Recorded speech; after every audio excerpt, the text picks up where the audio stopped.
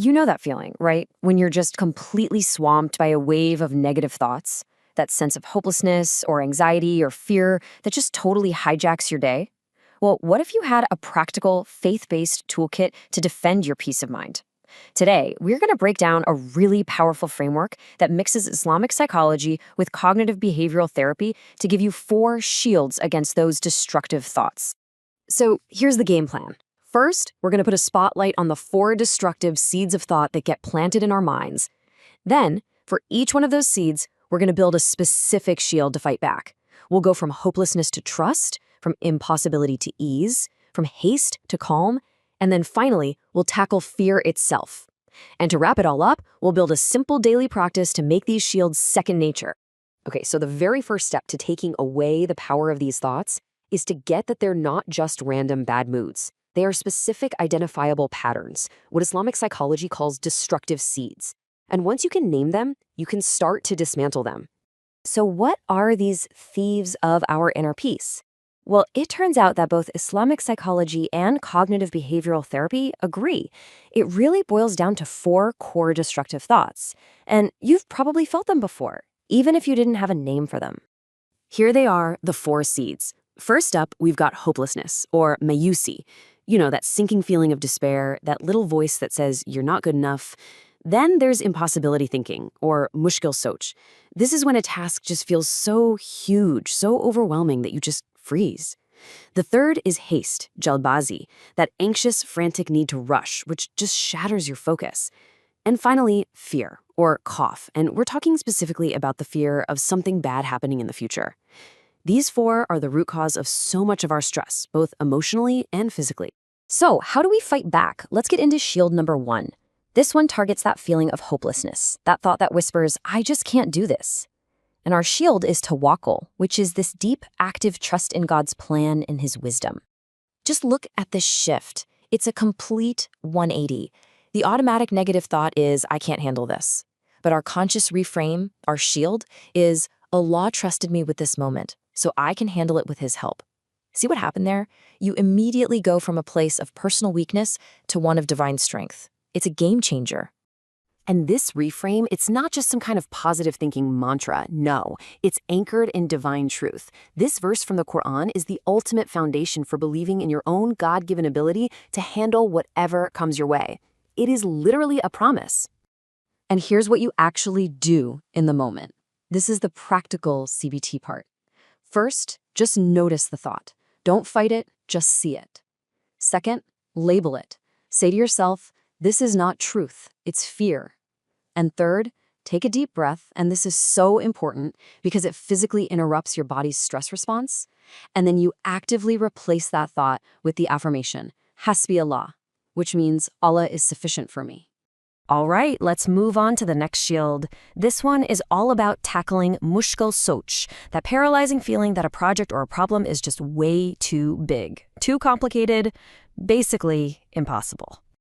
So the destructive seed says, this work is too much, but the shield reframes it completely. Ease is walking beside me, not waiting at the end. This changes your whole perspective. You stop staring up at this impossible wall, and instead, you start seeing a clear path that just unfolds as you take the next simple step. And the spiritual proof for this is just profound. I want you to notice the most important word here, with. The verse doesn't say, after hardship comes ease. It says, with hardship comes ease. That means the ease is already there, woven right into the challenge itself. Realizing this changes everything. So the method here is pretty cool. It combines CBT with a technique from NLP. First, you actively visualize that ease, like it's a hidden gem inside the task. Then, as you slowly breathe out, you just gently say the reframe to yourself. And finally, you affirm Masha, which recognizes that this task is going to unfold beautifully by God's will. Okay, on to our third enemy, haste, or jaldbazi. This is that anxiety from deadlines, that frantic urge to rush that just kills our focus and our peace. The shield for this is all about consciously choosing to be calm and present.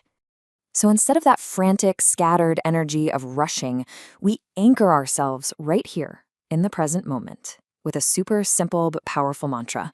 One case only, one breath only. This brings your whole focus down from that mountain of tasks you're imagining to the single manageable step that's right in front of you. And this teaching from the Prophet, it's just brilliant. It shows you the spiritual weight of your state of mind. It frames it as a choice. Choosing calm, deliberate action isn't just a life hack. It's choosing a divine quality. And choosing haste, well, that's letting yourself get pushed around by a negative influence. Okay, check this out. Here's a really simple but powerful physical trick to interrupt that stress response. The moment you feel that urge to rush, just lightly touch your fingertips together. It's a simple sensation, but it breaks the mental loop and grounds you. Then you breathe slowly, repeat one case only, and affirm that all calm strength comes from Allah. And now for the big one, fear, specifically the fear of some future loss, losing your health, your reputation, money, whatever. This imaginary threat creates very real stress. So this final shield, it aims to dissolve that fear at its root by correcting a fundamental misunderstanding about where power really comes from. You see, the seed of fear grows from the idea that other people or random circumstances have the ultimate power over our lives. The shield is the concept of tawheed, the absolute oneness of God and his power. It corrects this. It's the deep, profound realization that no person, no event, no thing controls whether we benefit or are harmed. Only Allah does. And again, this isn't just wishful thinking. This is a statement of pure tawheed, the absolute core of the Islamic faith. The Quran confirms that we don't even have ultimate power over ourselves, let alone other people having power over us. When you really internalize this truth, fear just starts to dissolve. So when fear hits, here's the 1-2 punch. Step 1, you stop the thought in its tracks by slowly repeating that core truth to yourself. Then, step 2 is crucial. You reframe the potential loss. Instead of seeing it as a catastrophe, you reframe it with trust. If God allows this, there has to be some hidden good in it for me. This process doesn't just block fear, it transforms it into an opportunity for trust. So we've got these 4 incredible shields. But, a tool is only useful if you actually use it, right? So the crucial next step is turning all this powerful knowledge into an unbreakable daily habit. The question is, how do we do that? It's a really simple 3-part routine. In the morning, you take just 1 minute. That's it.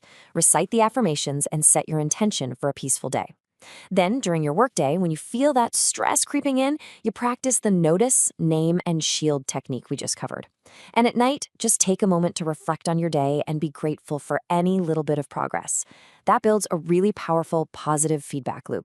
And here it is, your entire toolkit on one slide. This is your cheat sheet for tranquility.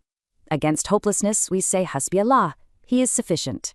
Against impossibility, Masha Allah. It will unfold with ease. Against haste, la qouatta billa, calm strength is from him. And against fear, we affirm that no one has power except Allah. It's all right here. We're going to end on this final, powerful thought. Let's just let that sink in for a second. This is the ultimate reassurance that dissolves fear and anxiety. It's a statement of profound trust in a divine plan, and it allows you to just let go and find peace in what is and what will be. So let me just leave you with this question. What might change if you truly, deeply lived by this?